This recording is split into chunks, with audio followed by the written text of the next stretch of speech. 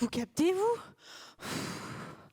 Ça me rappelle, quand j'étais petite, la télé qui perd la boule et les grésillements. Là, t'avais papa qui venait taper sur la télé. Mais qu'est-ce qu'elle a, celle-là? Alors que la pauvre, elle y pouvait rien. C'était plutôt un problème de connexion entre l'antenne sur le toit et le satellite là-haut. Ah, cette connexion, elle tombe pas du ciel. Les satellites sont situés à 36 000 km au-dessus de vos têtes. C'est juste 7 500 fois la montée au Mont Blanc. 277 000 fois la montée à Pêche-David. Voilà ce que les signaux doivent subir, en plus des phénomènes météorologiques et autres perturbations. Bon, vous remarquerez quand même que ces problèmes de connexion, ils arrivent de moins en moins souvent.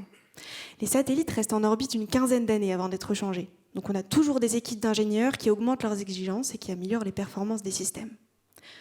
Mes premiers départs en vacances, ils étaient en Twingo. Quel enfer! Après, on a eu la C4 Picasso. C'est un peu ce genre d'amélioration qu'on cherche à faire. On veut démultiplier la capacité et faire en sorte que le voyage des signaux se passe dans le plus grand des conforts.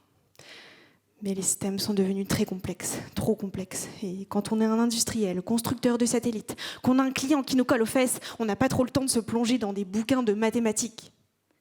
Oh, j'ai dit un mot qui n'allait pas là, je crois. Je vais vous le dire autrement. Ce langage avec lequel on modélise tout et dans n'importe quel domaine, c'est l'outil que j'ai décidé d'utiliser. Et plus précisément, de l'optimisation. En optimisation, on cherche les valeurs de quelque chose qui améliore au mieux un critère tout en respectant des contraintes. Vous vous souvenez quand je partais en vacances? Eh bien, on avait toujours trop d'affaires à emporter. On voulait en emporter le plus possible, ça c'est un critère, sans que la voiture soit trop lourde. Voilà des contraintes.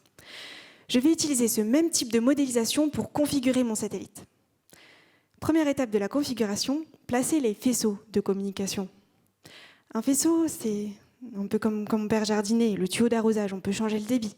On peut avoir un jet large avec peu d'eau ou un jet très puissant, très concentré. Il faut trouver le meilleur compromis entre la largeur de la zone qu'on veut couvrir et la qualité du signal. L'autre souci, c'est les interférences. Deux faisceaux proches qui parlent le même langage, qui sont à des fréquences proches, ne s'entendent pas, ils s'embrouillent. Bah oui, il ne faut pas parler tous ensemble dans le même micro, sinon on ne comprend rien.